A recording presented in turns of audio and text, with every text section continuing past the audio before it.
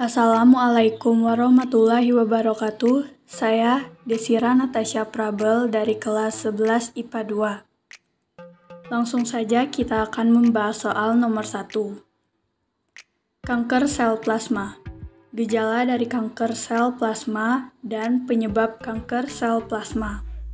Multiple myeloma. Multiple myeloma adalah kanker yang menyerang sel plasma di sumsum tulang.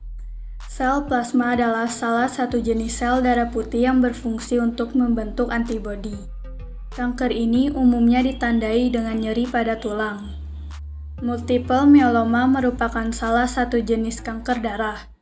Kondisi ini terjadi saat sel-sel plasma yang tidak normal, abnormal, tumbuh dan berkembang secara berlebihan, serta mengganggu sel-sel yang sehat di sekitarnya. Sel-sel kanker ini juga memproduksi antibodi abnormal. Selain tidak berfungsi untuk melindungi tubuh, penumpukan antibodi abnormal bisa merusak organ tertentu seperti ginjal. Penyebab multiple myeloma. Multiple myeloma terjadi saat sel plasma abnormal myeloma di sumsum tulang tumbuh dan berkembang dengan sangat cepat, serta merusak sel-sel sehat, seperti sel darah merah, sel darah putih, dan keping darah yang ada di sekitarnya. Dalam keadaan normal, sel-sel plasma akan menghasilkan antibodi yang berfungsi melindungi tubuh, protein M. Saat sel-sel plasma menjadi myeloma, antibodi yang diproduksi tidak bekerja sebagaimana mestinya. Protein M akhirnya menumpuk dan merusak beberapa organ seperti ginjal, tulang, dan sistem saraf. Penyebab multiple myeloma belum diketahui secara pasti. Namun, kondisi ini sering dikaitkan dengan MGUS, monoclonal gammopathy of undetermined significance. Sekitar 1 dari 100 orang yang menderita MGUS diperkirakan akan mengalami multiple myeloma.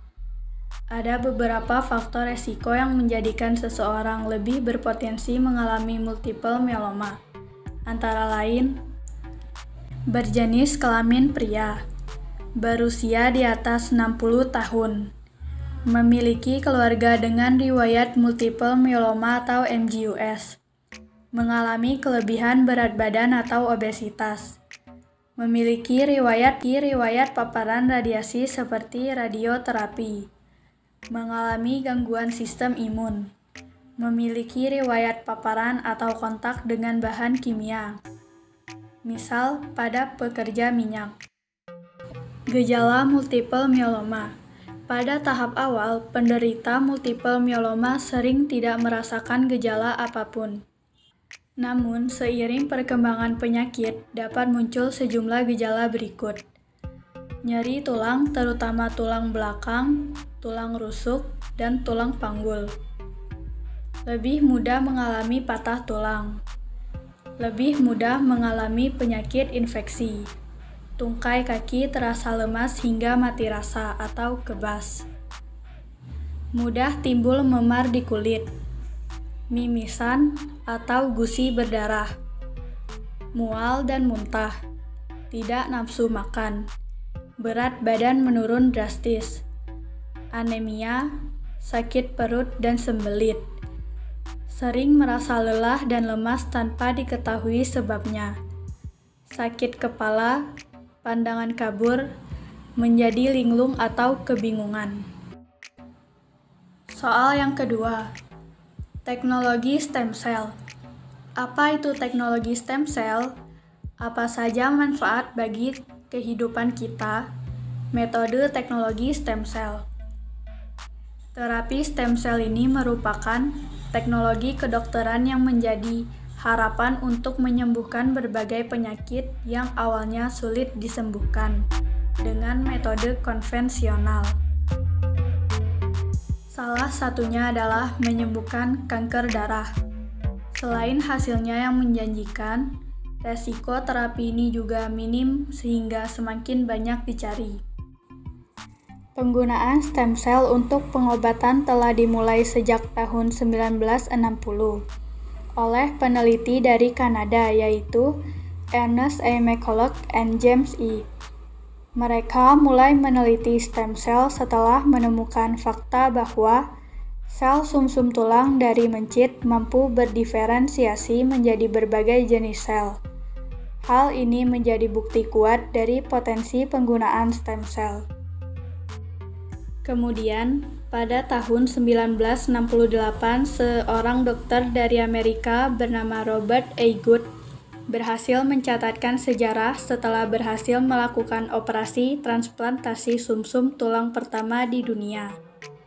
Transplantasi ini dilakukan terhadap seorang anak yang mengalami defisiensi imunitas, sehingga sering sakit-sakitan dan umurnya diperkirakan tidak akan panjang. Setelah operasi transplantasi sumsum tulang ini berhasil dilakukan, anak yang menerima donor dari saudara perempuannya itu pun akhirnya bisa hidup normal hingga sekarang. Setelah keberhasilan Robert A. Good, penelitian dan penggunaan stem cell semakin meningkat. Manfaat teknologi stem cell. Teknologi stem cell telah banyak membuktikan potensinya dalam ilmu kedokteran, seperti diabetes, Parkinson, Alzheimer, kulit terbakar, hingga memperbaiki kornea mata yang rusak.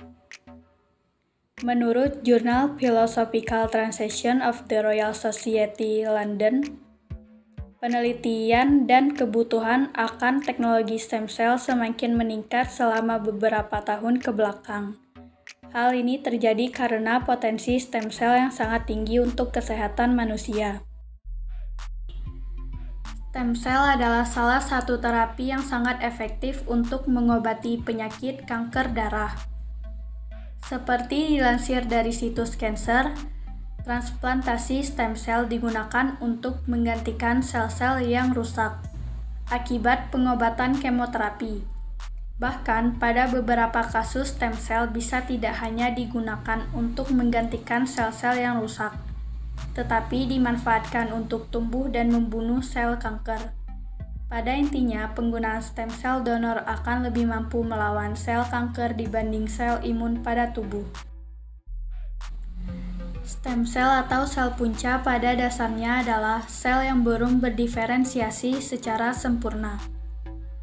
Diferensiasi sel sendiri adalah hal penting karena proses ini akan membuat stem cell berubah menjadi sel dewasa, seperti sel darah, sel otot, hingga sel saraf.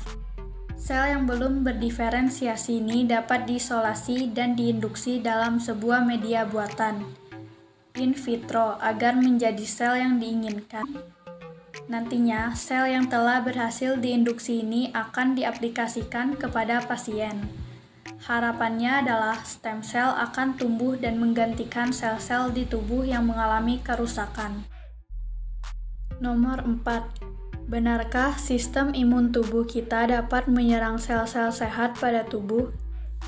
Benar bahwa imun kita dapat menyerang sel-sel sehat pada tubuh. 6 penyakit yang sistem imun tubuhnya menyerang sel-sel sehat pada tubuh. Penyakit rheumatoid arthritis. Rheumatoid arthritis adalah penyakit autoimun yang sering ditemui. Sistem kekebalan tubuh memproduksi antibodi yang menyerang pelapis sendi. Akibat dari serangan antibodi ini adalah peradangan, pembengkakan, dan nyeri pada sendi. Reaksi radang yang parah juga bisa menimbulkan kerusakan pada bagian tubuh lain, seperti kulit, mata, dan paru-paru. Terkadang gejala rheumatoid arthritis bisa mirip dengan penyakit lain seperti osteoartritis dan polimialgia reumatik. Yang kedua, lupus. Penyakit autoimun lainnya yang sering kita dengar adalah Systemic Lupus Erythematosus atau SLE, atau biasa kita sebut dengan lupus saja. Penyakit ini menyebabkan terbentuknya antibodi yang justru menyerang hampir seluruh jaringan tubuh penderitanya. Beberapa bagian tubuh yang paling sering diserang adalah sendi, paru-paru, ginjal, kulit, jaringan penyambung tubuh, pembuluh darah, sumsum tulang, dan jaringan saraf. Lupus yang menyerang sumsum tulang dapat menyebabkan anemia aplastik. Yang ketiga yaitu diabetes tipe 1. Penyakit ini biasanya akan terdiagnosis sejak usia kanak-kanak atau dewasa muda. Penyakit diabetes tipe 1 disebabkan oleh serangan sistem kekebalan tubuh pada sel-sel pankreas yang memiliki tugas memproduksi insulin. Hal ini menyebabkan terganggunya produksi insulin sehingga tubuh tidak mampu mengontrol kadar gula darah. Jika hal ini tidak dihentikan, maka beresiko menimbulkan kerusakan pada berbagai organ, seperti ginjal, mata, otak, jantung, atau pembuluh darah. Untuk penanganannya, penderita diabetes tipe 1 akan diberikan suntikan insulin. Selain itu, penderita juga wajib melakukan pemantauan kadar gula darah, menerapkan pola makanan yang sehat, dan olahraga teratur. Yang keempat, multiple sclerosis atau MS. Pada saat sistem kekebalan tubuh seseorang menyerang sel-sel saraf sendiri, beberapa gejala yang mengerikan beresiko muncul sebagai akibatnya. Kondisi ini biasa disebut dengan multiple sclerosis, alias MS. Beberapa gejala yang bisa timbul adalah nyeri, kebutaan, gangguan koordinasi tubuh, dan spasme otot. Gejala lainnya yang mungkin timbul adalah tremor, mati rasa di area tungkai, kelumpuhan, susah bicara atau susah berjalan. Yang kelima, penyakit Graves. Penyakit Graves adalah penyakit autoimun yang menyebabkan kelenjar tiroid menjadi terlalu aktif. Orang yang menderita penyakit ini kemungkinan akan mengalami beragam gejala yang bisa mengganggu kegiatan sehari-harinya. Kesulitan tidur, mudah tersulut emosi, berat badan turun tanpa sebab, dan mata menonjol adalah sebagian gejalanya. Gejala lain yang mungkin timbul adalah terlalu peka pada hawa, panas, otot lemah, tremor atau tangan bergetar, dan gangguan menstruasi. Yang keenam adalah psoriasis. Psoriasis adalah kondisi terlalu aktifnya sistem kekebalan tubuh sehingga menyebabkan kulit mengalami kondisi kronis. Kondisi ini disebabkan oleh salah satu sel darah dalam sistem kekebalan tubuh yang terlalu aktif, yaitu sel T. Berkumpulnya sel T di kulit merangsang kulit untuk tumbuh lebih cepat dari seharusnya. Gejala psoriasis yaitu muncul bercak di kulit yang bersisik dan pengelupasan kulit yang meninggalkan lapisan berwarna putih mengkilap.